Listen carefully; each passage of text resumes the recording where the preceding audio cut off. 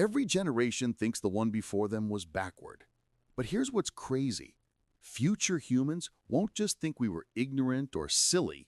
They'll see us as monsters, as genuine barbarians who committed unspeakable acts of cruelty while thinking we were civilized. And the worst part? We had all the information we needed to know better, but we chose to ignore it. I'm talking about things we do every single day that seem totally normal to us right now. Things that billions of people participate in without a second thought. Things we defend, subsidize with our tax money, and even celebrate. But if a time traveler from 2150 saw what we were doing, they wouldn't just be shocked. They'd be horrified. They'd see systematic torture, mass murder, and unconscionable suffering that we not only allow, but actively participate in. They'd see us the same way we see people who owned slaves or participated in genocides, as willing participants in a system of oppression so obvious and brutal that they can't understand how we justified it to ourselves. Look, I know that sounds dramatic, but think about it this way. We already look back at previous generations and wonder how they could do things that seem obviously wrong to us now. How did people in the 1800s think slavery was okay? How did they convince themselves that owning other human beings was natural and necessary? How did entire societies think women shouldn't vote or have property rights? How did supposedly civilized nations think genocide was justified, or that certain races were inferior? When we study these historical atrocities, we always ask the same question. How did good people participate in such obviously evil systems? How did they sleep at night knowing what they were supporting? How did they rationalize their behavior when the evidence of harm was right in front of them? The uncomfortable truth is that moral progress isn't just about adding new rights or expanding who we consider worthy of care. It's about recognizing that practices we consider normal today might be seen as barbaric tomorrow. And there's one area where this shift is already beginning to happen, where the evidence is overwhelming, where the philosophical arguments are ironclad, but most of us are still living in complete denial. This isn't some abstract future possibility. The moral catastrophe I'm talking about is happening right now, at this very moment, on a scale that dwarfs most historical atrocities. And unlike past generations who might have had excuses about not knowing better, we have access to all the scientific, ethical, and practical information needed to understand exactly what we're doing and why it's wrong. But before we dive into what this catastrophe is, I need to tell you about a pattern that repeats throughout history, a pattern that will explain exactly where we are in this process right now. Let's start by understanding how moral progress actually works throughout history, because once you see the pattern, you'll recognize exactly where we are in this process.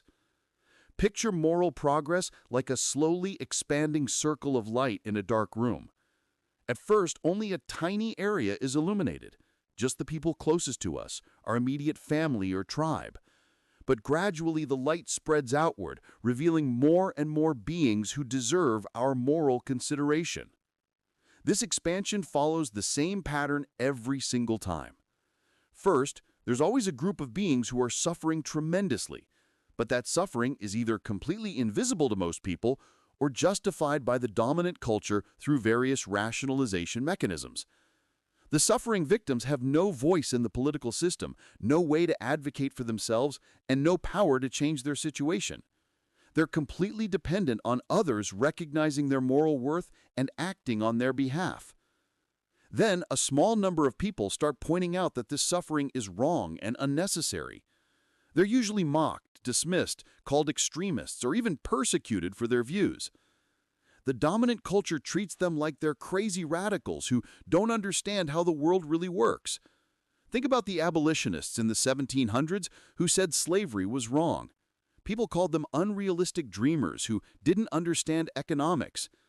They were told that slavery was natural, that it had existed throughout history, that slaves were better off being taken care of by masters than trying to survive on their own. The entire economic system seemed to depend on slave labor. Even people who felt uncomfortable with slavery often argued that immediate abolition would cause more harm than good. Or consider the early feminists who said women deserved equal rights. They were ridiculed, called unnatural, told they were destroying the family structure and going against God's plan. People argued that women were biologically unsuited for politics or business, that giving them equal rights would lead to social chaos. The same pattern played out with civil rights activists who said racial segregation was immoral. They were called troublemakers and agitators. People argued that segregation was natural, that different races were happier living separately, that forced integration would lead to conflict and violence. What happens next in this pattern is crucial. Scientific understanding advances, and we discover that the beings who are suffering are more similar to us than we previously thought they were. We learn that they have rich inner lives, complex emotions, the ability to suffer in ways we didn't realize. We discover that many of the supposed differences that justified their mistreatment were either completely fabricated or grossly exaggerated. With slavery, people gradually recognized that the supposed intellectual and moral inferiority of enslaved people was a lie created to justify the system. With women's rights, society slowly acknowledged that women had the same capacity for reasoning and moral judgment as men. With racial segregation, scientific research debunked the pseudo-scientific theories about racial differences that had been used to justify discrimination. This scientific knowledge creates cognitive dissonance with our existing practices. People start to realize there's a contradiction between their stated values, like believing in fairness, compassion, and justice, and their actual behavior or the systems they support. Finally, enough people recognize this contradiction that society begins to change. But here's the key part that's relevant to us today. The people who resisted this change aren't remembered kindly by history. They're seen as backwards, cruel, or willfully ignorant. We don't make excuses for them or try to understand their perspective. We judge them harshly for participating in systems that caused unnecessary suffering, especially when that suffering was obvious to anyone who cared to look. This exact pattern has repeated over and over throughout human history. The expanding circle of moral concern that philosopher Peter Singer writes about isn't just a nice theoretical concept. It's the actual mechanism by which human societies become more just and compassionate over time. But here's what will shock you. This pattern is happening right now, at this very moment in history, with an issue that affects not millions, not hundreds of millions, but tens of billions of sentient beings every single year. And when future humans look back at how we treated these beings, they won't just see it as a minor mistake or cultural blind spot. They'll see it as potentially the greatest moral catastrophe in human history. So what is this catastrophe that's happening right under our noses? What are we doing that's so obviously wrong to future eyes, yet invisible to most of us today? The answer involves a practice so normalized that most people never question it, yet so brutal that when you see the full reality, it changes everything. Here's the truth that future humans will find incomprehensible about our era. We built the largest system of systematic torture and killing in human history. We did it to beings we knew could suffer, and we did it not for survival, but for caste preference and convenience. I'm talking about factory farming and industrial animal agriculture. Right now, at this very moment, there are over 70 billion land animals being raised for food in conditions that would be considered torture if applied to humans or even to the dogs and cats we keep as pets. These aren't just abstract numbers. We're talking about individual beings who experience pain, fear, joy, and complex social relationships just like the animals we choose to protect and love. Let me tell you about Pig 4581. That's not her real name. She didn't have one. She was just a number in a computer system. But if you had met her, you would have discovered that she was as intelligent as a 3-year-old child, more intelligent than most dogs. She could have learned her name, played games, formed friendships that lasted her entire life. Instead, Pig 4581 spent her entire adult life in what's called a gestation crate, a metal cage so small she couldn't turn around.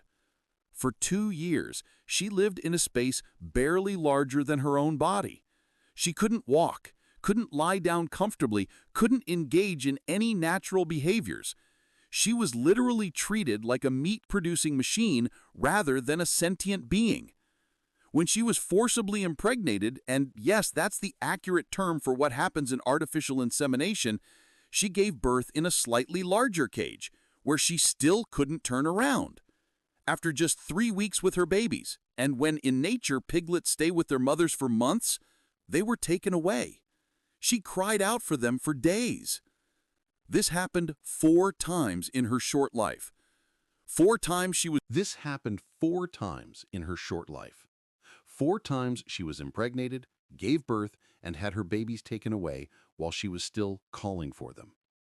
After her 4th litter, when her body was worn out from constant pregnancy and confinement, she was loaded onto a truck with dozens of other exhausted mothers and sent to slaughter. She was 2 years old when she died. In nature, she could have lived 15 years. Now, you might think Pig 4581's story is an extreme case, but it's not. It's the standard experience for most pigs in our food system. There are millions of mother pigs living in those same cages right now, unable to turn around, separated from their babies, treated as production units rather than individuals with their own interests and experiences. But pigs are just one part of this system. Let's talk about chickens, who make up the vast majority of land animals killed for food. If you've ever watched chickens in a backyard or sanctuary, you know they're much smarter than most people realize. They can recognize over 100 individual faces. They have complex social hierarchies. They can plan for the future, and they show empathy for other chickens in distress. But chickens raised for meat live in some of the most horrific conditions imaginable. They're bred to grow so unnaturally fast that their legs often can't support their body weight. Many suffer from chronic pain and can barely walk. Their hearts and organs often can't keep up with their rapid growth, leading to heart attacks and organ failure. They live in massive, windowless buildings with tens of thousands of other birds. The air is thick with ammonia from their waste, which burns their lungs, eyes, and skin. They never see sunlight or breathe fresh air. The floors are covered with the waste of thousands of birds, and sick or dead animals are often left among the living ones. I remember the first time I saw footage from inside one of these buildings. The smell hit you first. Even through the video, you could sense the ammonia that was so thick that it made your eyes water. Then you saw the birds themselves, thousands upon thousands of them, many barely able to move, some lying on their sides, struggling to breathe, all crammed together in a space where they could barely spread their wings. What struck me most wasn't just the obvious physical suffering, it was the psychological trauma. These were intelligent, social animals forced to live in conditions that would drive any thinking being insane. And we created these conditions deliberately, not out of necessity, but because this was the most efficient way to turn their bodies into profit. The dairy industry presents itself as more humane, but the reality is that dairy cows suffer tremendously throughout their shortened lives. To produce milk, cows must be pregnant or have recently given birth, just like human mothers. So dairy cows are forcibly impregnated every year through artificial insemination. When they give birth, their babies are taken away within hours or days so that humans can take the milk intended for the calves. Mother cows have strong maternal instincts and form deep bonds with their babies. They often cry out for days when their calves are taken away, and some try desperately to follow the trucks carrying their babies. I'll never forget watching a video of a mother cow who had just had her calf taken away. She stood at the fence where the truck had disappeared, calling and calling with a sound I can only describe as heartbreak. She did this for 3 days. The farmer interviewed in the documentary said this was normal, that most mother cows do this when their babies are taken away. Female calves are typically raised to become dairy cows themselves, condemned to the same cycle of repeated forced pregnancy and separation from their babies. Male calves are often sold to the veal industry, where they're confined in small crates or stalls and fed an iron-deficient diet to keep their meat pale. They're slaughtered when they're just a few months old.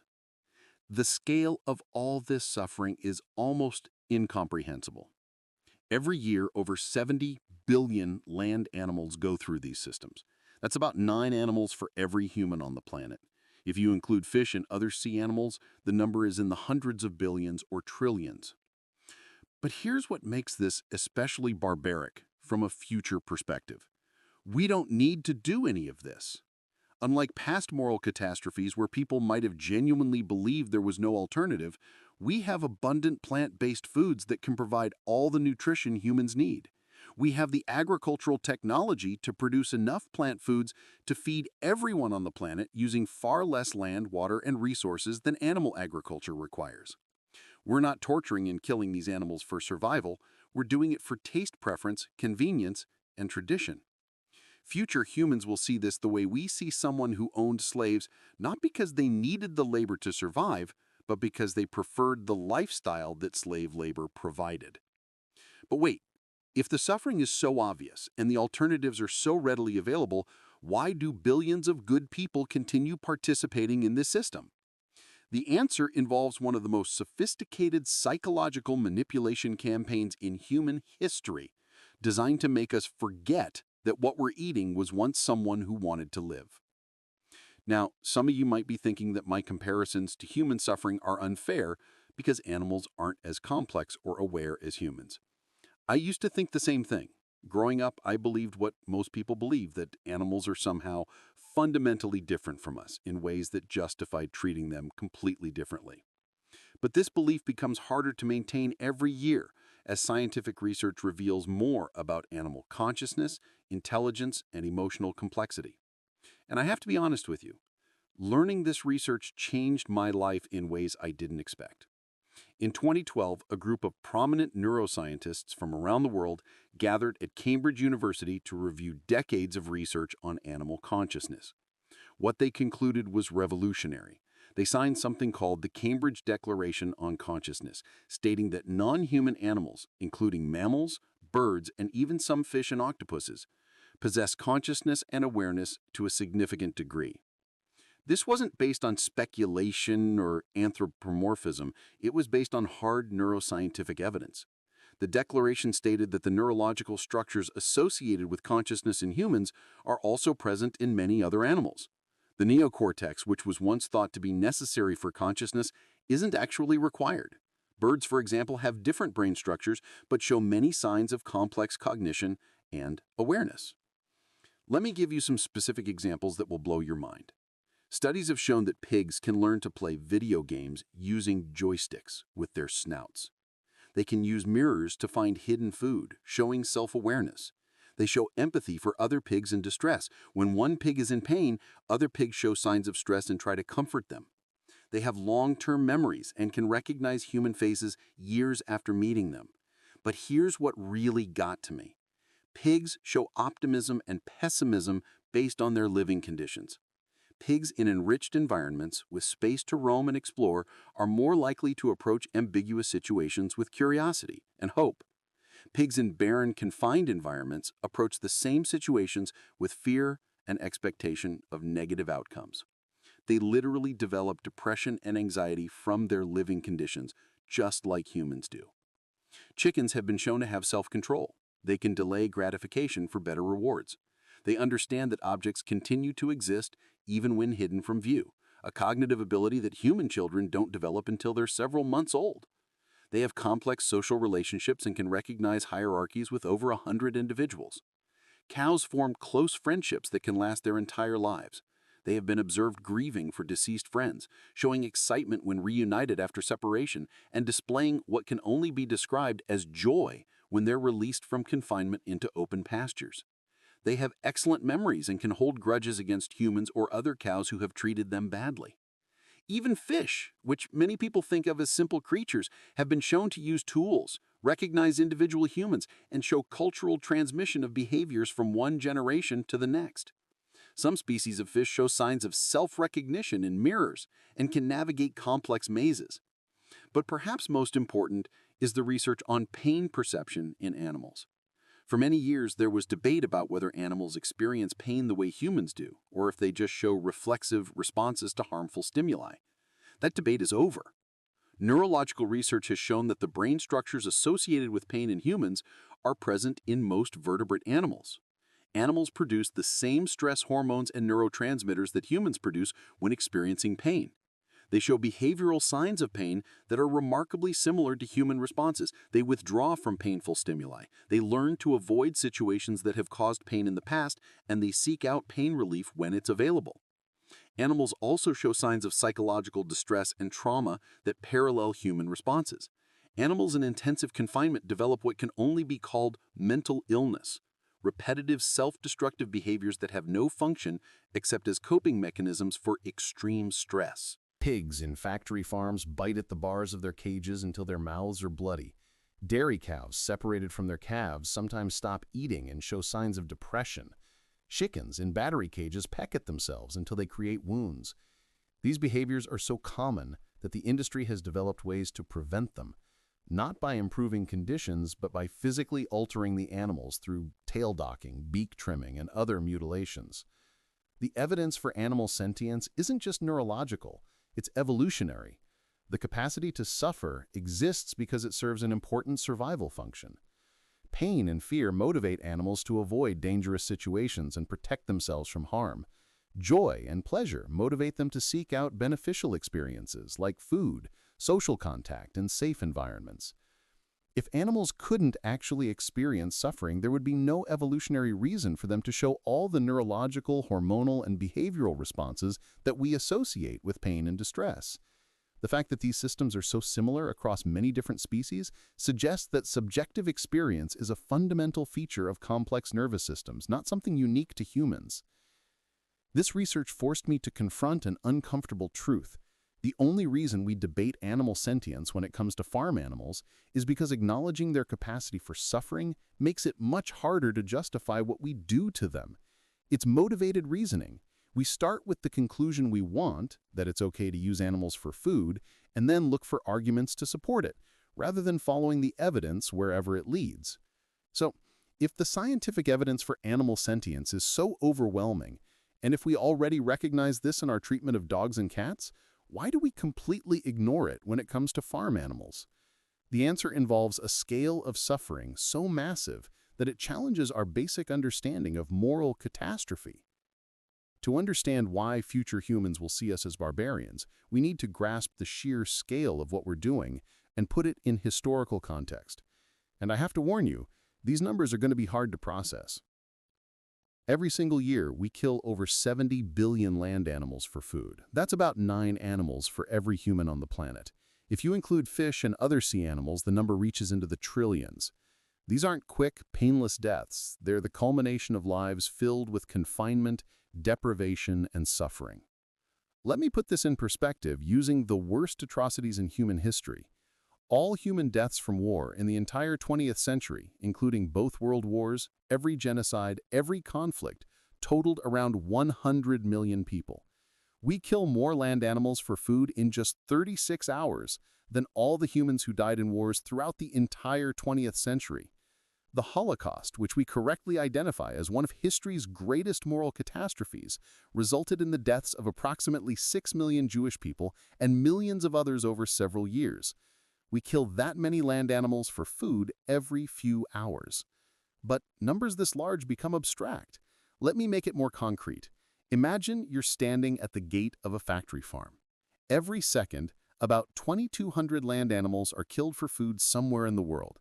That means in the time it takes you to read this sentence, dozens of individual beings, each with their own personality, relationships, and desire to live, have been killed. But it's not just about the numbers. It's about the systematic nature of the cruelty. Think of factory farming as a massive machine designed to convert animal suffering into human convenience. It's industrialized. Massive corporations process millions of animals through standardized systems designed for maximum efficiency and profit. It's organized. There are detailed protocols for confining, manipulating, and killing animals with minimal concern for their well-being. And it maintains an appearance of normalcy. Most people never see what happens inside these facilities. The psychological mechanisms are eerily similar to those used in historical atrocities. Just as many Germans claimed not to know what was happening in concentration camps, most consumers of animal products avoid learning about factory farming conditions. Just as Nazi officials used euphemisms like special treatment and resettlement, the animal agriculture industry uses terms like harvesting instead of killing, processing instead of slaughtering, and production units instead of animals. There's even a similar process of dehumanization, or in this case, the denial of animal sentience and moral worth. Just as genocidal regimes portray their victims as less than human, our culture portrays farm animals as fundamentally different from humans and the animals we choose to protect. But here's what makes our situation potentially worse than many historical atrocities. We've had warning after warning about what we're doing, and we've chosen to continue anyway. The moral arguments against animal exploitation have been clearly articulated for decades. The scientific evidence for animal sentience has been accumulating for years. The environmental consequences are well documented. The health risks are established by major medical organizations. The alternatives are readily available. Despite all this information, most people continue participating in the system. This is what future humans will find most damning. Not that we didn't know, but that we did know and chose convenience over compassion anyway. Here's something that really puts this in perspective. Imagine you could go back in time and speak to someone who owned slaves in the 1800s. You show them evidence that enslaved people have the same capacity for suffering, the same intellectual abilities, the same desire for freedom as any other humans. You show them that the economic arguments for slavery are flawed, that there are alternative systems that would be more prosperous in the long run. You even show them examples of societies that function perfectly well without slave labor. How would we judge that person if they listened to all your evidence and then said, "You know what, you're probably right, but I've been doing this my whole life, my family has always done it this way, and changing would be inconvenient. Plus, I really like the lifestyle that slave labor provides." We would see that person as morally monstrous, wouldn't we? Future humans will see our response to information about animal agriculture in exactly the same way. They'll have access to all the evidence we ignored, all the arguments we dismissed, all the alternatives we refused to pursue. And they'll wonder how people who claim to value compassion and justice could have such a massive blind spot when it came to the suffering of non-human animals. But if the evidence is so clear and the scale of suffering so massive, there must be some sophisticated system keeping people from seeing it clearly. And there is. It's a carefully constructed web of psychological manipulation, industry propaganda, and institutional power that makes participating in the system feel normal and even virtuous. I need to pause here and be completely honest with you about something personal. When I first started researching this topic, I wasn't planning to change my own behavior. I was just curious about the philosophical arguments around animal rights. I thought I was pretty well informed about the world, and I definitely considered myself a compassionate person who cared about reducing suffering. But as I dug deeper into the research on animal consciousness and the realities of factory farming, I started having this creeping sense of cognitive dissonance that kept me awake at night. I remember lying in bed one evening thinking about a study I'd read about pig intelligence, and suddenly having this moment of clarity that felt like someone had turned on a bright light in a room I didn't even know was dark. I realized that I had been living my entire adult life participating in something that violated my deepest moral values, and I had been using every psychological trick in the book to avoid confronting that fact. I was exactly like those historical figures I had always judged for not acting on obvious moral truths. The hardest part wasn't giving up animal products. That turned out to be much easier than I expected. The hardest part was admitting to myself that I had been wrong for so long, that I had caused unnecessary suffering for decades simply because I didn't want to question my habits or deal with the inconvenience of changing. I felt embarrassed, angry at myself, and overwhelmed by the magnitude of what I had been contributing to. But I also felt something else, a sense of relief and alignment that I hadn't expected. For the first time in my life, my actions were truly consistent with my values about reducing suffering and treating others with compassion. I'm telling you this not to make you feel guilty, but because I think this personal transformation is exactly what future humans will be looking for when they judge our generation. They won't expect perfection from everyone immediately, but they will want to see evidence that we were capable of moral growth when confronted with new information, that we could change our behavior when we recognized we were causing harm. The question they'll ask about each of us is, when you learned the truth about what you were supporting, what did you do? Did you find new ways to rationalize and ignore it?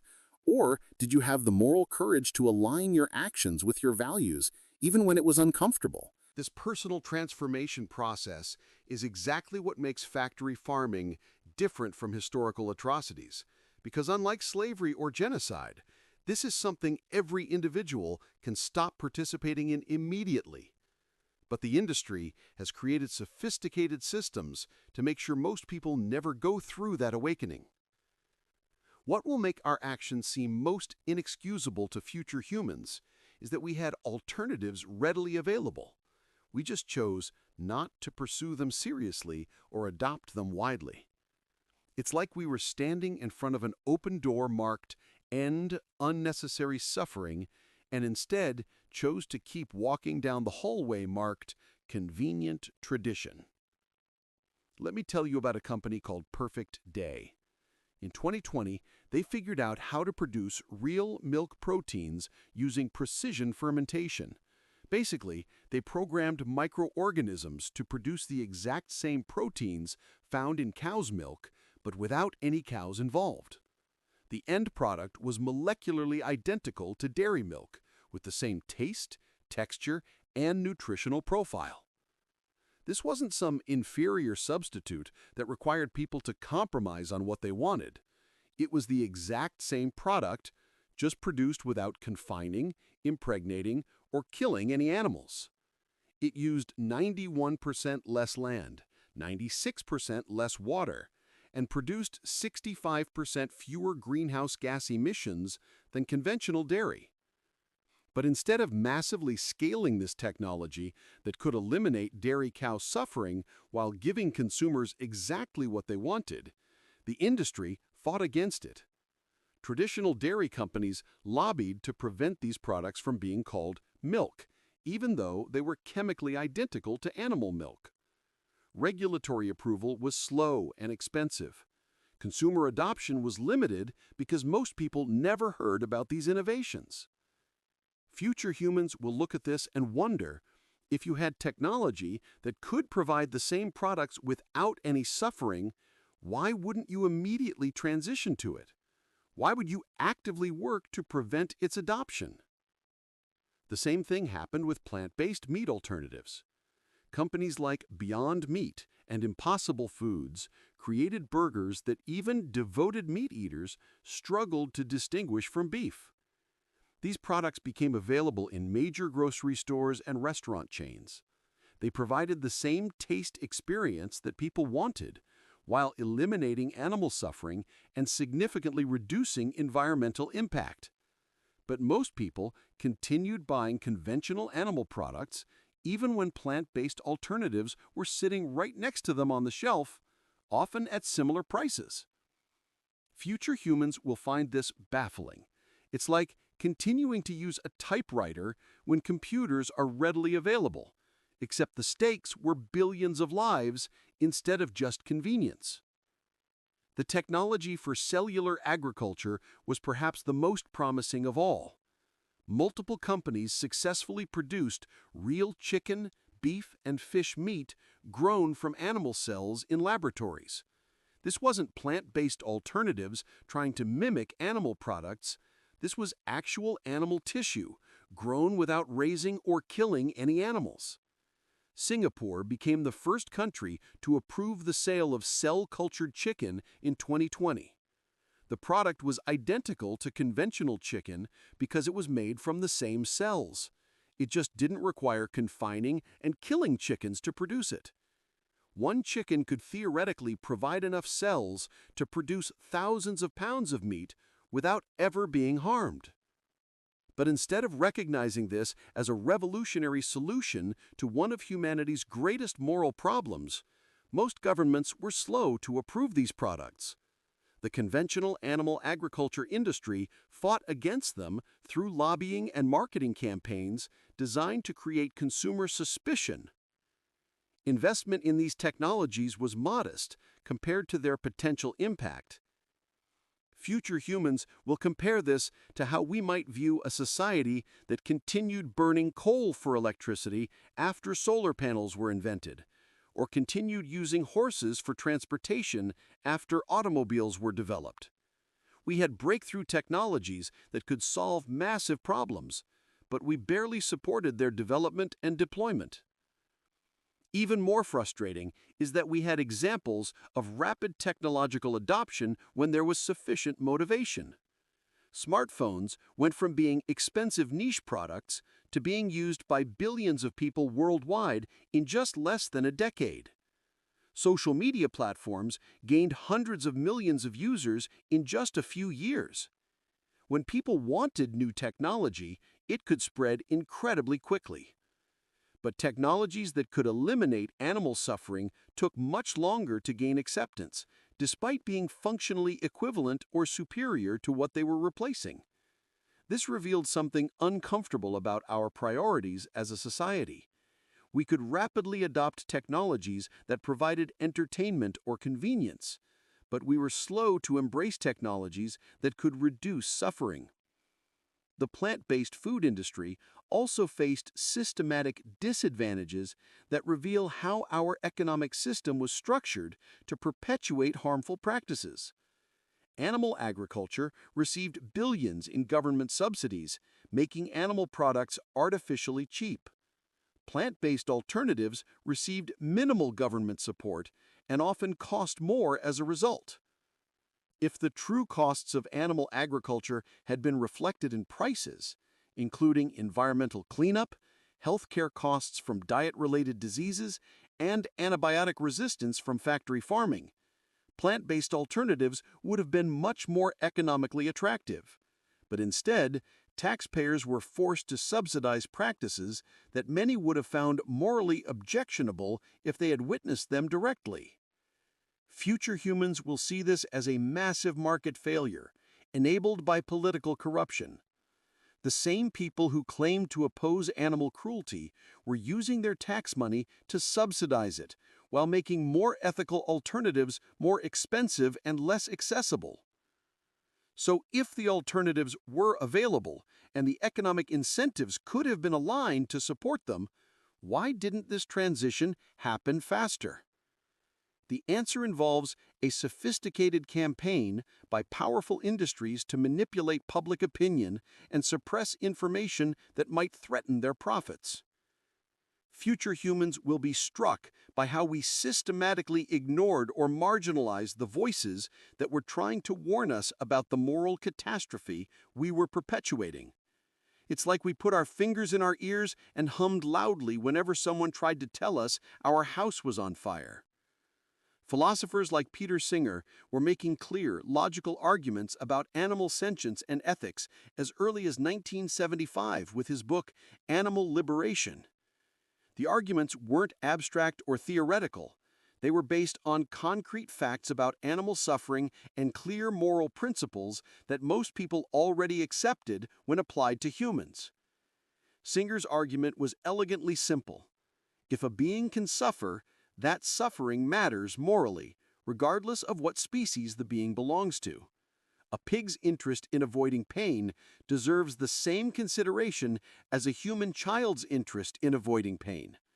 The capacity to suffer, not intelligence or species membership, is what makes someone worthy of moral consideration. But instead of engaging with these arguments seriously, mainstream culture dismissed them as extreme or impractical. People who tried to live according to these philosophical insights were characterized as radical or preachy, rather than as people trying to align their actions with sound moral reasoning. Scientists were also providing mounting evidence about animal consciousness and intelligence. Jane Goodall's research on chimpanzees revealed complex social relationships and emotional lives. Temple Grandin's work with farm animals documented their capacity for fear, stress, and suffering.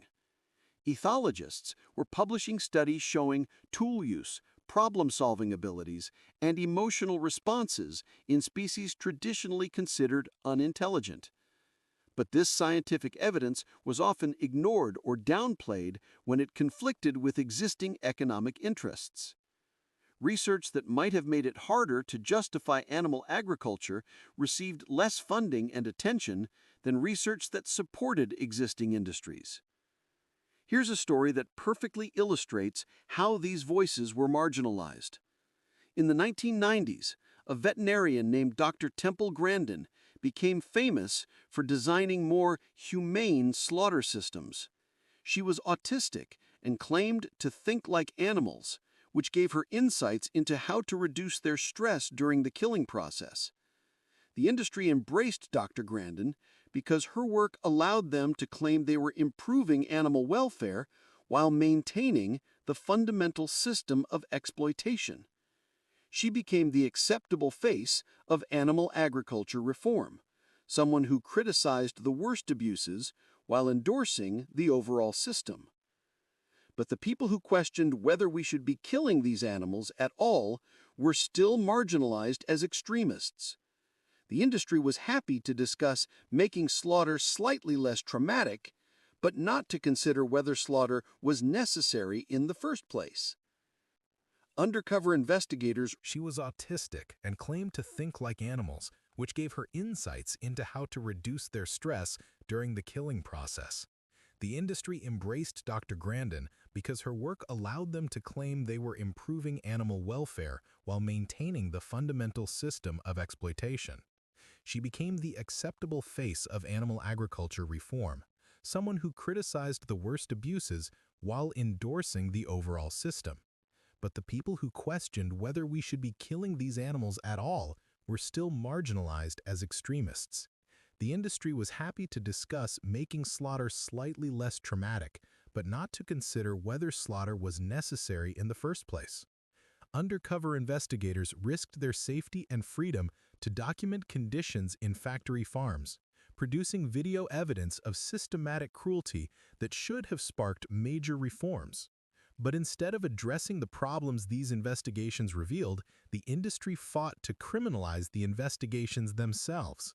Many states passed ag-gag laws that made it illegal to film inside animal agriculture facilities. Activists who documented animal abuse were prosecuted under terrorism laws, while the facilities they exposed continued operating with minimal consequences. Whistleblowers within the animal agriculture industry who tried to report abuse or unsafe conditions faced retaliation, job loss, and legal consequences. The few veterinarians willing to speak publicly about what they witnessed in slaughterhouses often experienced psychological trauma and substance abuse problems. Future humans will see this pattern of silencing critics as powerful evidence that the industry knew its practices were indefensible. If factory farming was ethical and acceptable, why work so hard to prevent documentation and discussion of standard practices? They'll also note how we marginalized people who made dietary changes based on ethical considerations. Vegetarians and vegans were often mocked as extremists, health nuts, or bleeding hearts who were too emotional to think rationally about food choices. The very people who were trying to align their actions with compassionate values were dismissed as irrational. This marginalization served an important psychological function for people who continued eating animal products.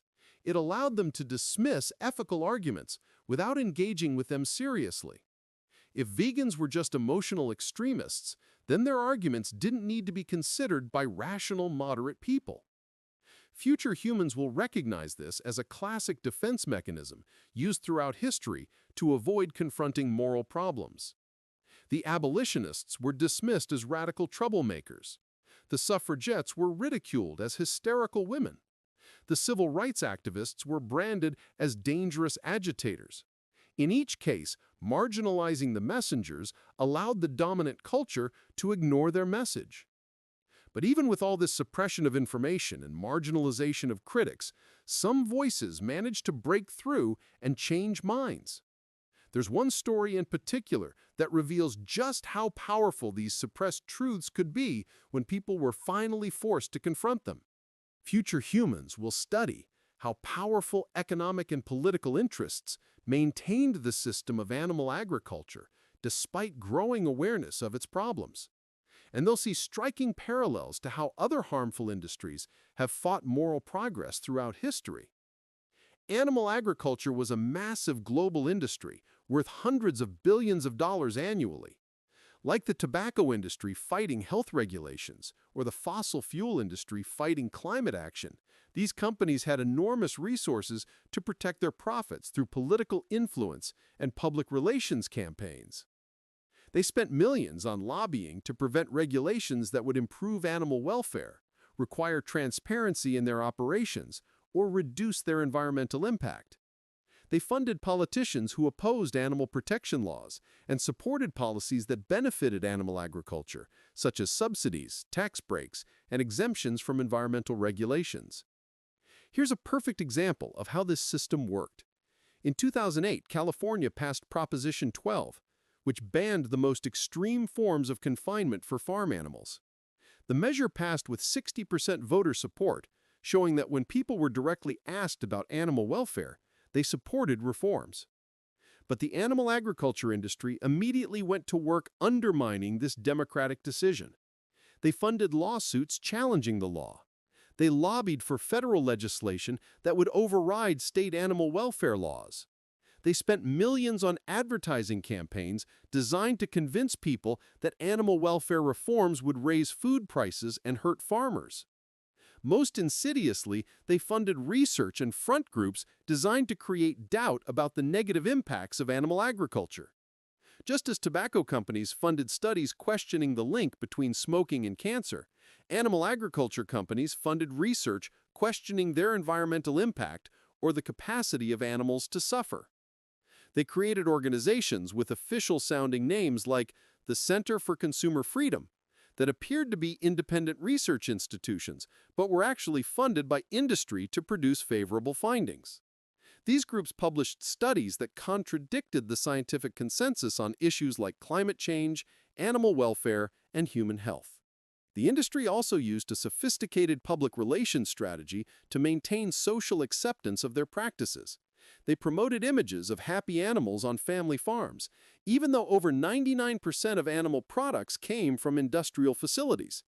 They used terms like cage-free and humanely raised that sounded ethical but had little regulatory meaning. They funded advertising campaigns that portrayed animal products as natural, traditional, and necessary for health, while characterizing plant-based alternatives as processed, artificial, and nutritionally inadequate. They associated their products with positive values like family, tradition, and patriotism. Perhaps most effectively, they exploited existing cultural and political divisions to build resistance to animal protection reforms. They successfully framed animal welfare as an attack on rural communities, traditional ways of life, and personal freedom, even though most factory farms were owned by large corporations, not family farmers. This allowed them to tap into existing resentments and political loyalties to build opposition to reforms that most people actually supported when presented with the facts. Rural communities that were actually being harmed by factory farms were convinced to oppose regulations that would have benefited them. The industry also created artificial grassroots movements, what political scientists call astroturfing, to create the impression of widespread opposition to animal welfare reforms. They funded groups that claimed to represent farmers or consumers, but were actually controlled by industry lobbying firms. Future humans will recognize these tactics as nearly identical to those used by other industries that fought against moral progress. The playbook is always the same: create doubt about the science, fund sympathetic politicians, use regulatory capture to prevent oversight, and spend massive amounts on public relations campaigns to maintain social acceptance of harmful practices. What made this resistance particularly effective was how it was coordinated across multiple industries and institutions.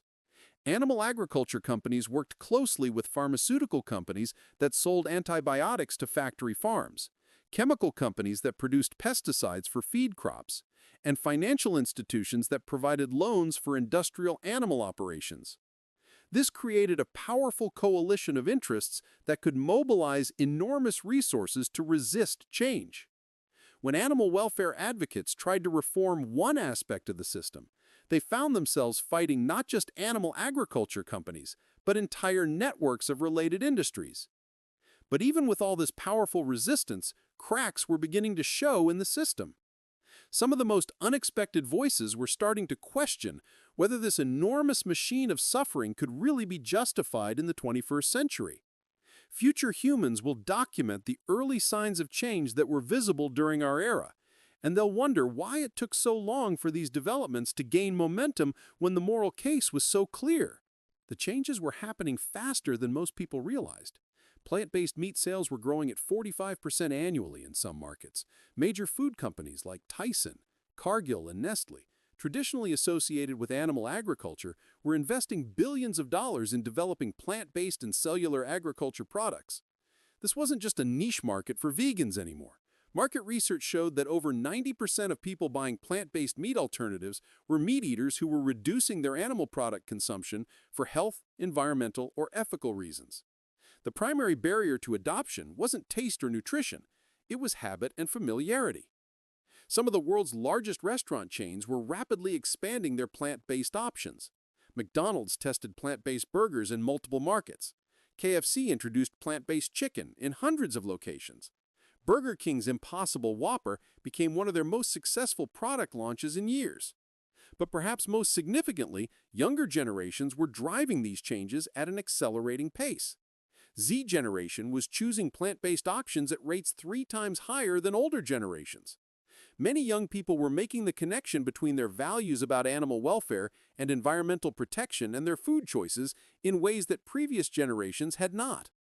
Let me tell you about someone who perfectly embodied this generational shift, Greta Thunberg. While she became famous for climate activism, she also connected environmental concerns to animal agriculture in ways that many older environmentalists had avoided. Greta didn't just talk about reducing carbon emissions from fossil fuels, she also talked about the enormous climate impact of animal agriculture. She adopted a plant-based diet as part of her environmental activism and encouraged others to consider how their food choices affected the planet. What was remarkable about Greta's approach was how she refused to compartmentalize different moral issues. She saw the connections between climate change, environmental destruction, and animal suffering as part of the same systemic problem, requiring comprehensive solutions. This integrated approach represented a new kind of moral thinking that future humans will recognize as more sophisticated than the fragmented activism of previous generations. Instead of fighting separate battles for human rights, animal rights, and environmental protection, younger activists understood these as interconnected aspects of the same moral challenge. Universities and institutions were also beginning to change, often driven by student pressure. Many colleges started offering more plant-based dining options, and some eliminated certain animal products from their dining halls entirely. Student organizations focused on effective altruism were promoting plant-based eating as one of the most impactful individual actions people could take. Some countries and regions were beginning to ban the most extreme forms of animal confinement. The European Union prohibited some types of cages for farm animals. Several U.S. states passed laws requiring more space for certain farm animals and banning specific confinement practices. While these reforms were modest compared to what was needed, they demonstrated that legal protections for farm animals were politically possible when enough people demanded them. They also revealed that many of the industry arguments about economic necessity were exaggerated. Farmers were able to adapt to higher welfare standards when required to do so. The cellular agriculture industry was attracting significant investment from venture capital firms and even traditional food companies. Singapore's approval of cell-cultured chicken created a proof of concept that these technologies could gain regulatory approval and consumer acceptance. But future humans will also note the resistance these changes faced, even from unexpected sources. Some environmental organizations were slow to emphasize the connection between animal agriculture and environmental destruction, despite the overwhelming scientific evidence. Many health organizations continued recommending animal products despite growing evidence that plant-based diets could be healthier for most people. This resistance revealed how institutional inertia and conflicts of interest could slow moral progress even when the evidence for change was overwhelming. Organizations that should have been leading advocates for reform were often constrained by funding sources, political considerations, or simply resistance to changing established positions.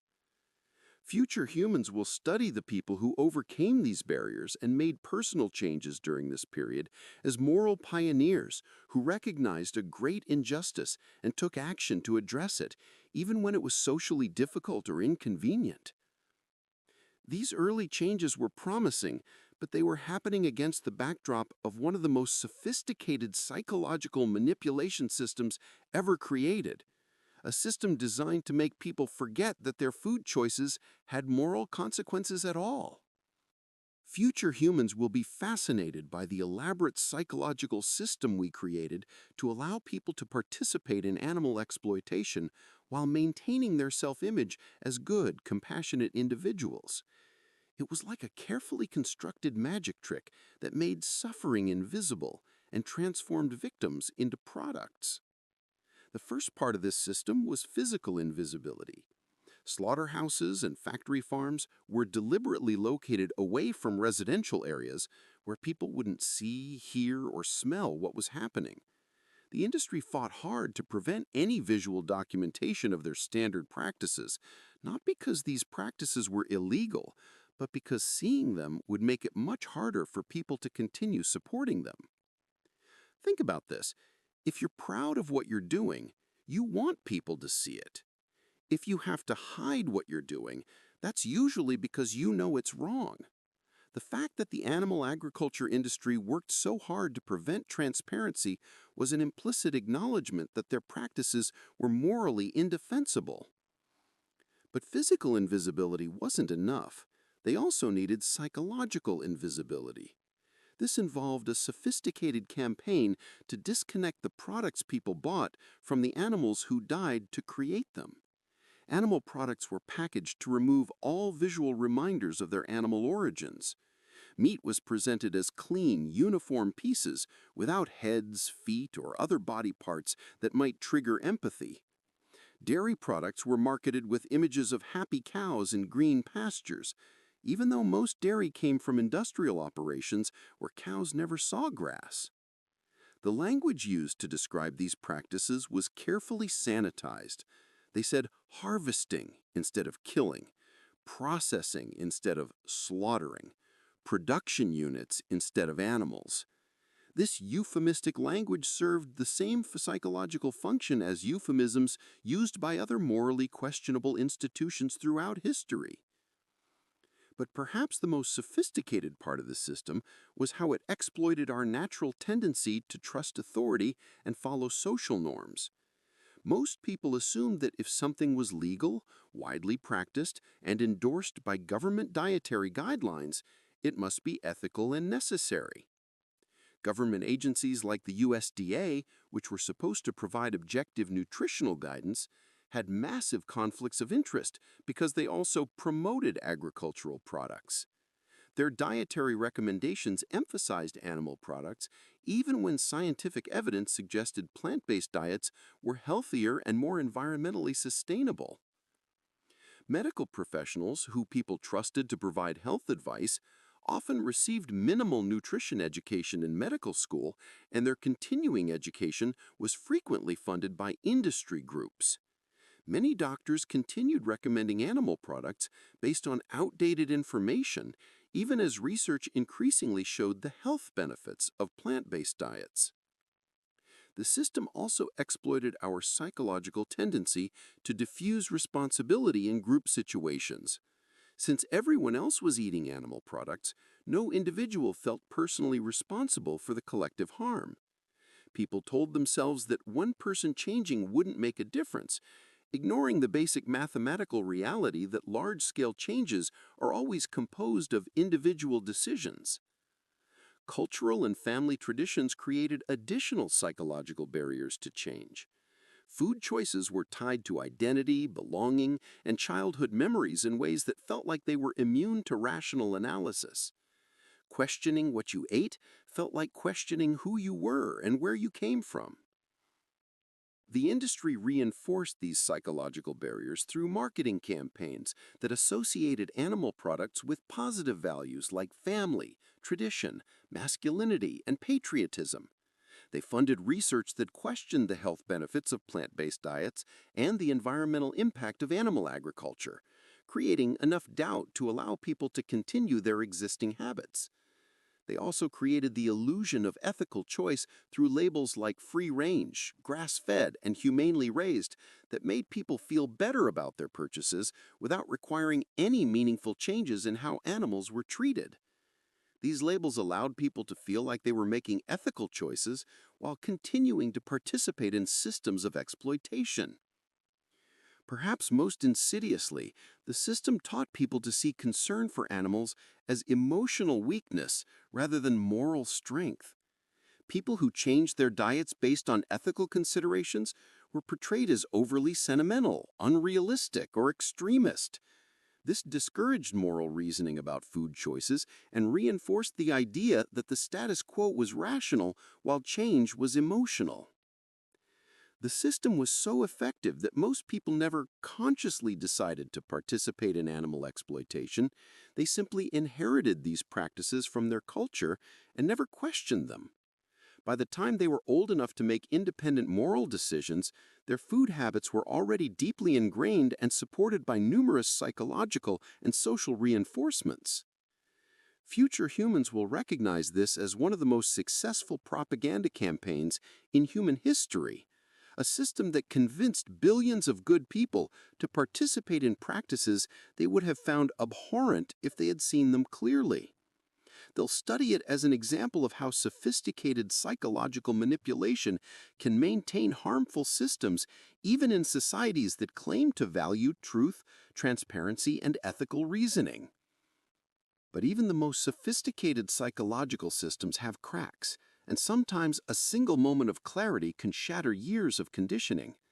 I want to tell you about one such moment that reveals just how powerful the truth can be when the psychological barriers finally break down. Imagine there's a massive wall running through the middle of your city. On one side of the wall, there are dogs and cats playing in parks, being walked by their loving families, sleeping in comfortable beds. When one of these animals is hurt, people rush to help them. When one dies, their families mourn. There are laws protecting these animals from cruelty, veterinarians dedicated to their health, and shelters working to find them homes. On the other side of this invisible wall, there are pigs, cows, and chickens living in windowless buildings, confined in spaces so small they can barely move. They're separated from their families as babies, denied everything that would make their lives worth living, and killed when they're still young. No one protects them from cruelty. No one mourns when they die. Their suffering is not just legal, it's subsidized by taxpayers and promoted by governments. Here's the strange part. The wall isn't physical. It's purely psychological. A pig on one side of this invisible wall is just as intelligent, just as capable of suffering, just as deserving of compassion as a dog on the other side of the wall. The only difference is which side of the wall we've placed them on in our minds. The wall exists because we need it to exist. Without it, we couldn't maintain the comfortable illusion that we're animal lovers while paying for some animals to be tortured and killed.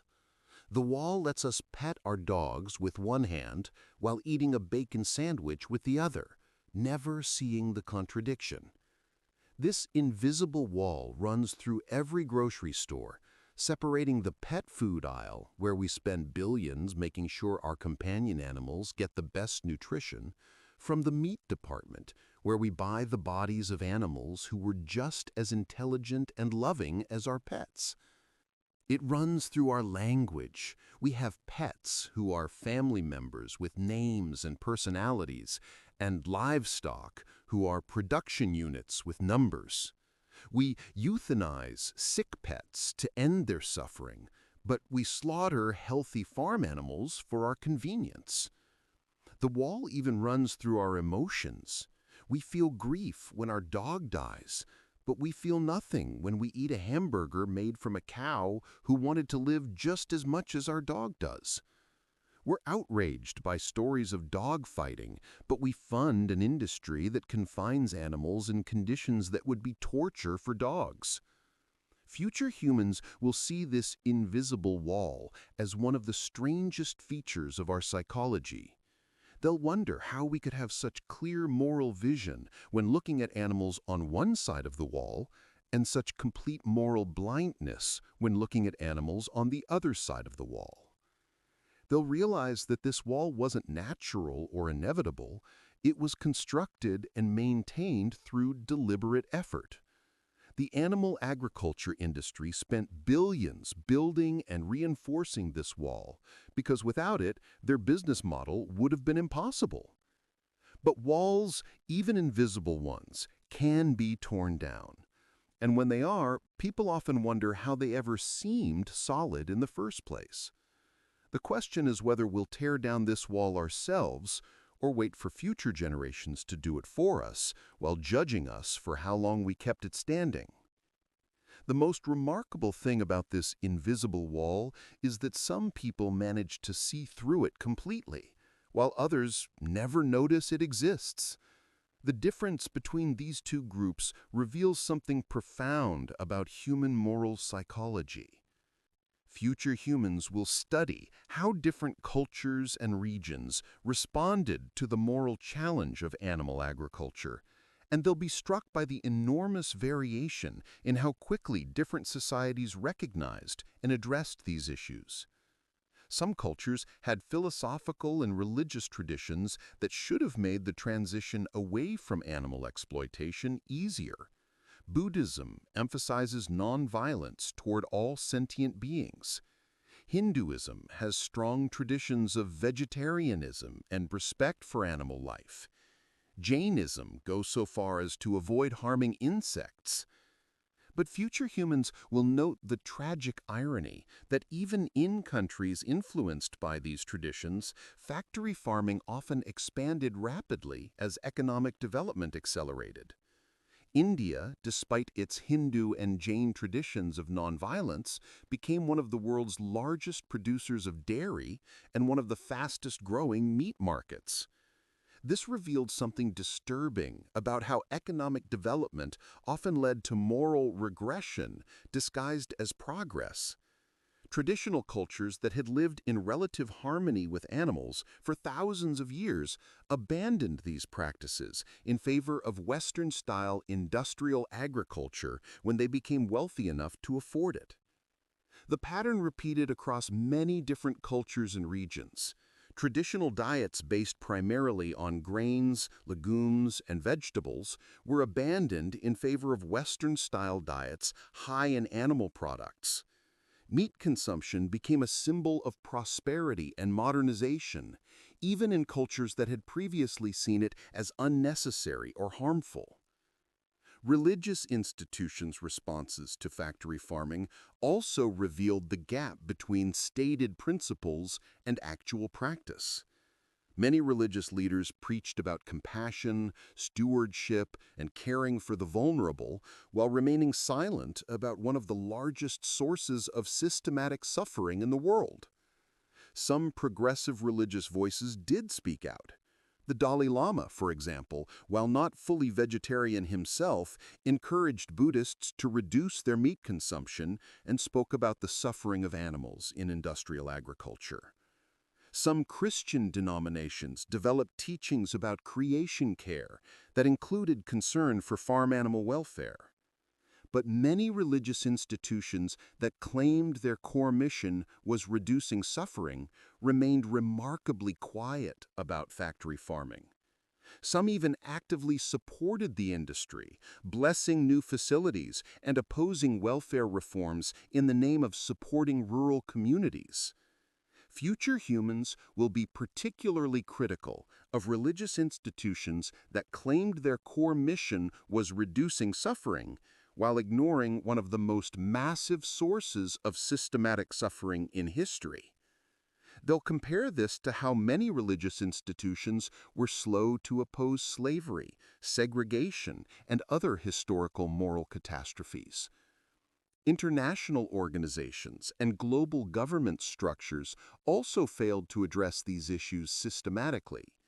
While there were international treaties on human rights, environmental protection, and global health, there was remarkably little international coordination on farm animal welfare.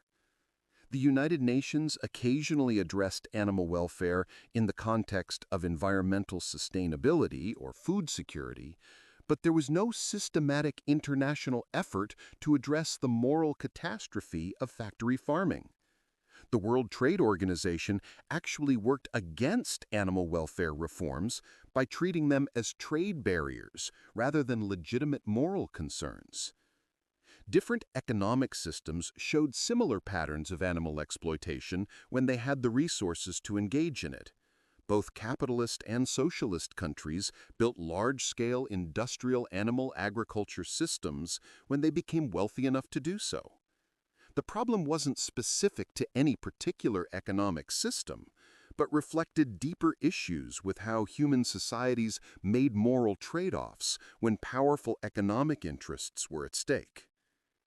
But perhaps the most revealing aspect of these cultural differences was how some communities managed to maintain their traditional compassionate relationships with animals even under economic pressure, while others abandoned these values at the first opportunity for increased profit.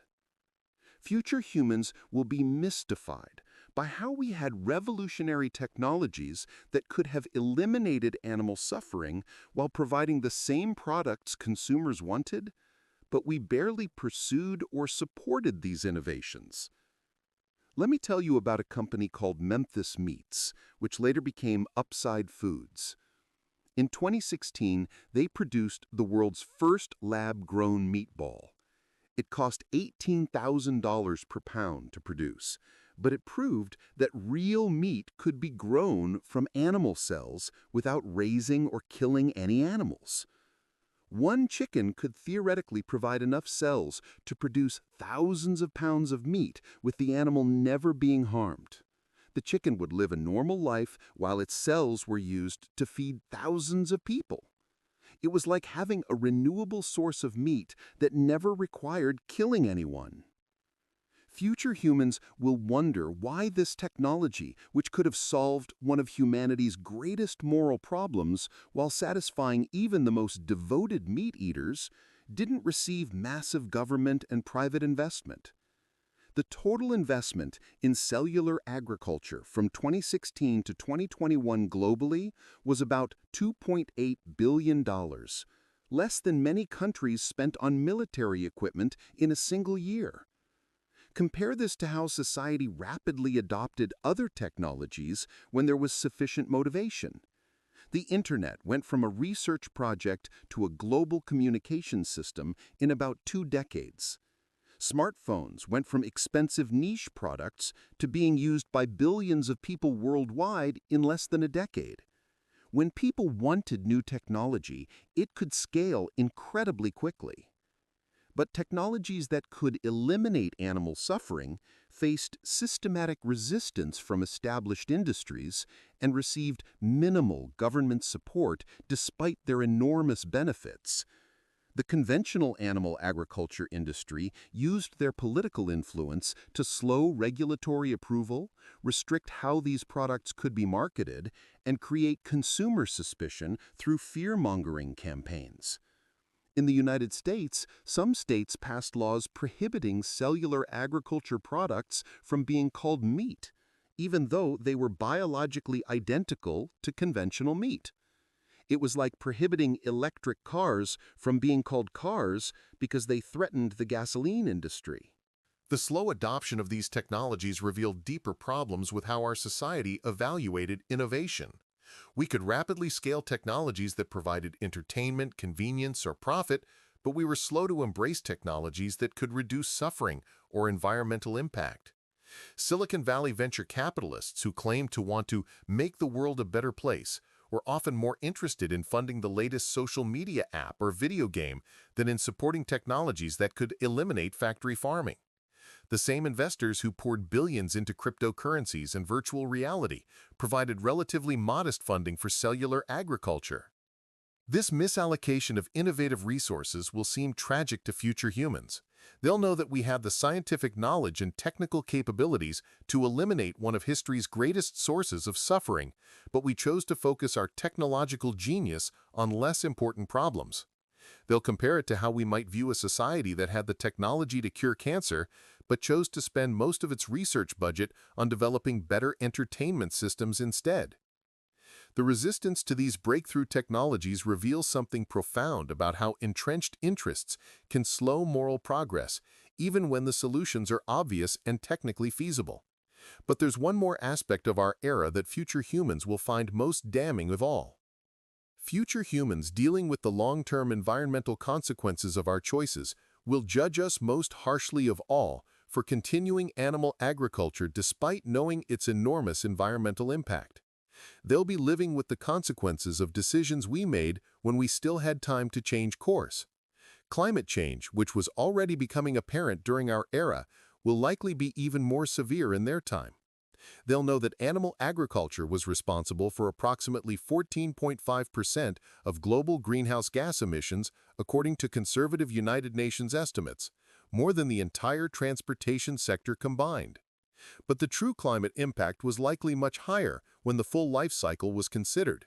A 2009 analysis by the World Match Institute suggested that animal agriculture could be responsible for 51% of global greenhouse gas emissions when factors like land use change, respiration, and methane emissions were properly accounted for. Future humans will see that we have the option to dramatically reduce these emissions by shifting to plant-based agriculture, which produces far fewer greenhouse gases per calorie of food. Instead, we continued expanding animal agriculture in many regions, even as climate scientists warned about the urgent need to reduce emissions to prevent catastrophic warming. They'll also be living with the consequences of the massive deforestation that occurred during our era, much of it driven by animal agriculture. The Amazon rainforest, often called the lungs of the earth, lost an area the size of a football field every minute to cattle ranching and soy cultivation for animal feed. This deforestation didn't just eliminate trees, it destroyed entire ecosystems that had taken millions of years to develop. Species went extinct before scientists even had the opportunity to study them, representing an irreversible loss of biological heritage that future humans will never be able to recover. The scale of this destruction was staggering. Animal agriculture used about 77% of agricultural land globally, while providing only 18% of calories and 37% of protein. If the world had transitioned to plant-based agriculture, we could have returned massive areas of land to forests and natural habitats, dramatically reducing carbon emissions while preserving biodiversity. Future humans will also inherit the water crisis that our food choices created. Animal agriculture used enormous amounts of fresh water, about 1,800 gallons to produce a single pound of beef, compared to about 40 gallons for a pound of vegetables. In a world where water scarcity was becoming a major problem, we were using this precious resource with incredible inefficiency. The pollution of waterways from animal agriculture created long-lasting environmental damage that future humans will still be dealing with. The nitrogen and phosphorus runoff from factory farms created massive dead zones in oceans and lakes where nothing could survive. The Gulf of Mexico had a dead zone the size of Connecticut that was caused primarily by agricultural runoff. Perhaps most seriously, future humans will inherit the consequences of antibiotic resistance that was accelerated by animal agriculture. About 80% of antibiotics in many countries were used on healthy farm animals to promote growth and prevent diseases in crowded conditions, rather than to treat sick humans. This massive overuse accelerated the development of antibiotic-resistant bacteria that made many life-saving medications less effective. Future humans dealing with infections that can't be treated with available antibiotics will see our misuse of these drugs as a reckless gamble with public health. What will make all of this seem most inexcusable to future humans is that the solutions were obvious and readily available. plant-based agriculture could have provided adequate nutrition for the global population while using far less land, water, and energy than animal agriculture. The transition would have been economically beneficial in the long run when environmental costs were properly accounted for. A 2018 study published in the journal Science found that if everyone adopted plant-based diets, we could reduce agricultural greenhouse gas emissions by up to 73% and free up 75% of currently used agricultural land. But instead of making this transition, many governments actually subsidized animal agriculture with taxpayer money, making environmentally destructive practices artificially profitable while providing little support for more sustainable alternatives. The environmental evidence was so overwhelming that even some of the most conservative institutions began to acknowledging the need for dietary change, but their responses revealed just how powerful the psychological barriers to change really were. Here's a story that perfectly illustrates how even the most conservative institutions were beginning to recognize the moral problems with our food system, but were afraid to speak publicly about the implications. In 2019, the Vatican held a closed-door meeting with some of the world's leading experts on climate change, including scientists who had documented the enormous environmental impact of animal agriculture. The meeting was supposed to address how Catholic institutions could respond to the climate crisis. According to several participants who spoke anonymously afterwards, the scientific presentations about animal agriculture's climate impact were so compelling that several Vatican officials privately acknowledged that reducing meat consumption should be a moral imperative for Catholics concerned about climate change and caring for creation. One cardinal reportedly said that if the Church truly believed in stewardship of God's creation, then continuing to promote dietary practices that were destroying the environment was a form of sin. Another official noted that the suffering of animals in factory farms seemed inconsistent with Catholic teaching about compassion and respect for all of God's creatures. But when the Vatican issued its official statement after the meeting, it focused on renewable energy, reducing fossil fuel use, and protecting forests. There was no mention of dietary change or the environmental impact of animal agriculture, despite this being one of the most significant factors discussed in the private sessions. According to one participant, Vatican officials were concerned that recommending dietary changes would be seen as too radical and might alienate Catholic communities in regions where meat consumption was culturally important. They were also worried about the economic impact on Catholic farmers and food producers. This story reveals something profound about how even institutions that claim to prioritize moral principles over economic interests struggled to address issues that threaten powerful constituencies. The Vatican had access to the same scientific evidence available to everyone else, and their own theological principles pointed towards reducing animal suffering and environmental destruction. But when it came time to act on these principles publicly, they chose institutional preservation over moral leadership. They were willing to challenge fossil fuel companies and support renewable energy because these positions had broad support, but they weren't willing to challenge the food industry or ask Catholics to question their dietary habits. Future humans will see this as a perfect example of how moral cowardice can persist even in institutions that claim moral authority.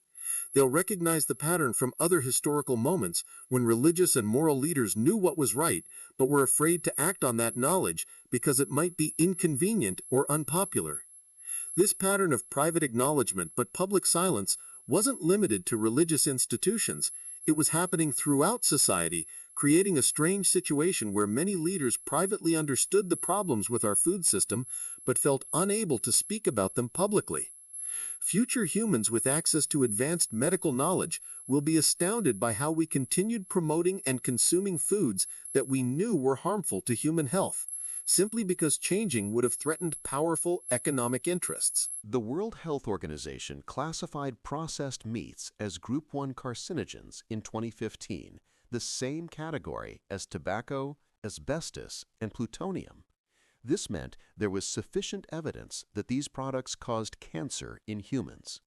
Red meat was classified as a probable carcinogen. Yet most governments continued including these products in their dietary guidelines and subsidizing their production with taxpayer money. This will seem incomprehensible to future humans, similar to how we might view a society that continued promoting cigarettes after understanding their health risks. High consumption of animal products was linked to increased risks of heart disease, stroke, diabetes, and several types of cancer, the leading causes of death and disability in developed countries. Meanwhile, well-planned plant-based diets were consistently associated with lower rates of these chronic diseases and often better overall health outcomes. The American Dietetic Association, the British Dietetic Association, and other major medical organizations stated that plant-based diets could be healthy and nutritionally adequate for all stages of life, including pregnancy and childhood. Yet many people continued believing that animal products were necessary for health, despite overwhelming scientific evidence to the contrary. Future humans will see this as a massive public health failure enabled by industry influence over medical institutions and government agencies. The same medical system that spent billions treating the consequences of diet-related diseases was failing to promote the dietary changes that could prevent these diseases. They'll be particularly struck by the economic irony. People paid artificially low prices for animal products that contributed to diseases that then cost the healthcare system enormous amounts to treat. If the true healthcare costs of animal product consumption had been included in their prices, plant-based alternatives would have been much more economically attractive. The meat industry spent millions funding research designed to create doubt about the health benefits of plant-based diets and the health risks of animal products. They used the same tactics that tobacco companies had used decades earlier, funding studies with flawed methodologies, promoting misleading interpretations of research, and creating front groups that appeared to be independent medical organizations. The health evidence was so clear that many doctors and medical professionals began changing their own diets and recommending plant-based eating to their patients. But their efforts faced resistance from an unexpected source, their own medical institutions. As we reach the end of this examination, we arrive at what future humans will see as the ultimate moral test of our generation, and it's a test that most of us are currently failing. Unlike every previous generation in human history, we had all the components necessary to recognize and end one of the greatest sources of systematic suffering that has ever existed. We had the scientific knowledge to understand animal consciousness and pain. We had the technological alternatives to provide the same products without animal exploitation. We had the philosophical frameworks to recognize the moral inconsistencies in our treatment of different species. And we had the economic resources to make the transition without significant hardship. Future humans will judge us on a simple question.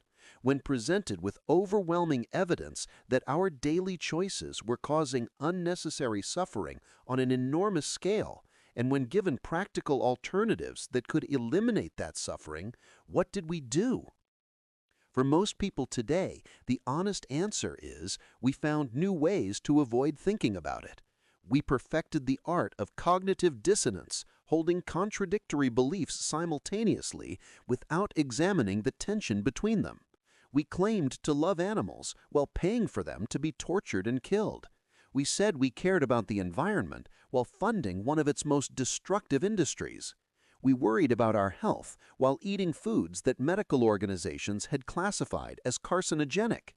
We developed elaborate psychological defense mechanisms to protect ourselves from moral clarity. We told ourselves that our individual choices didn't matter, that animals raised for food were somehow different from animals we considered worthy of protection, that plant-based alternatives weren't good enough yet, that changing would be too difficult or expensive. But future humans will see through all these rationalizations because they'll have the benefit of historical perspective.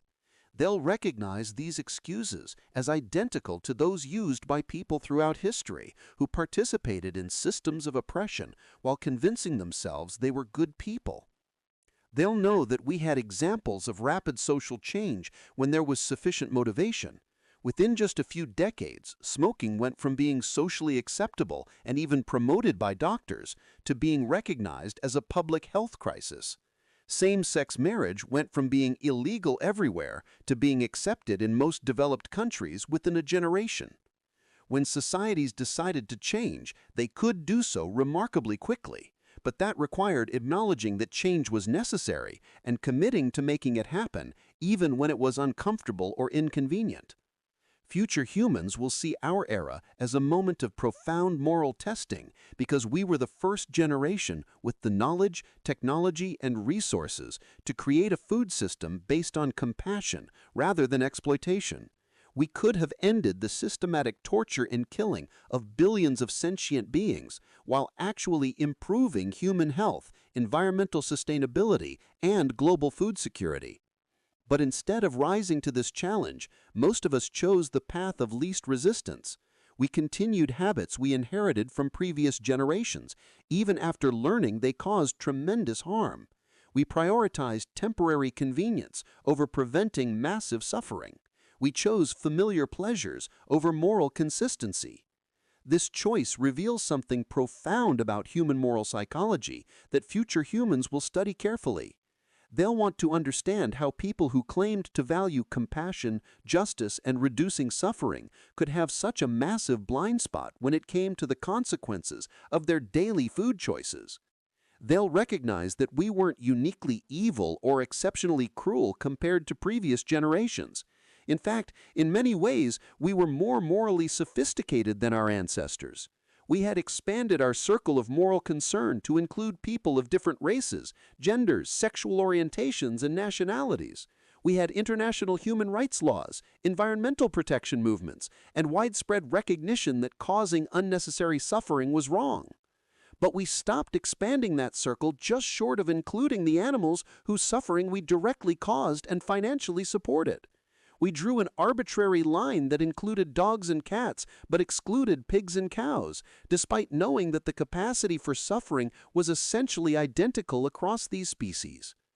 Future humans will see this as the great moral failure of our time, not because we didn't know better, but because we did know better and chose not to act on that knowledge. They'll remember us as the generation that finally expanded humanity's circle of moral concern to include all sentient beings, or as the generation that had every reason and opportunity to do so, but chose comfort and convenience instead. The tragedy, from their perspective, won't just be the billions of animals that suffered and died unnecessarily during our era. The real tragedy will be the delay in humanity's moral evolution, the years or decades or centuries that could have been spent creating a world where no sentient being had to experience unnecessary suffering, but were instead spent perpetuating ancient patterns of exploitation and violence. They'll know that every day we delayed making this transition was another day that countless sentient beings experienced pain, fear, and despair that could have been prevented with simple changes to our habits and policies. We held the keys to unlock a future of compassion and chose to keep them in our pocket while suffering continued all around us. So here we are, at the crossroads of history, with a choice that will determine how we're remembered by future generations. The question isn't whether future humans will judge us. They will. The question is what that judgment will be, and we still have time to influence it. The path forward is both simpler and more challenging than it might seem. It's simpler because the basic action steps are straightforward and available to almost everyone. It's more challenging because it requires admitting we've been wrong about something fundamental and changing deeply ingrained habits that feel like part of our identity. The most direct action is to stop financially supporting the practices that future humans will condemn.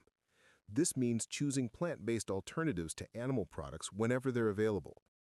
It means gradually reducing or eliminating your consumption of meat, dairy, and eggs, especially from factory farms. This doesn't require perfection overnight, but it does require a genuine commitment to moving in the right direction and continually reducing your participation in animal exploitation. Every plant-based meal you choose prevents suffering and reduces your complicity in the system. But individual dietary choices, while necessary, aren't sufficient to create the systematic change that's needed. We also need to support policies that would improve conditions for animals, eliminate subsidies for animal agriculture, increase funding for plant-based and cellular agriculture research, and require transparency in how animals are treated. Vote for candidates who support animal welfare reforms and environmental protections. Contact your representatives to express support for legislation that would improve conditions for farm animals or provide funding for alternative protein research. Support ballot initiatives that would ban extreme confinement practices or require honest labeling of animal products.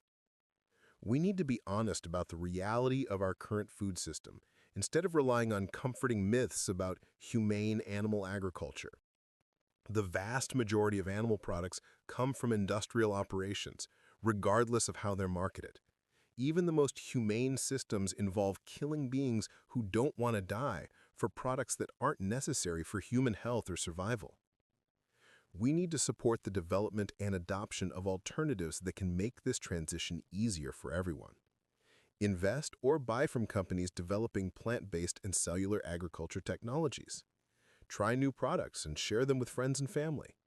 Help normalize plant-based eating in your social circles. Most importantly, we need to recognize that this transition isn't just about animals.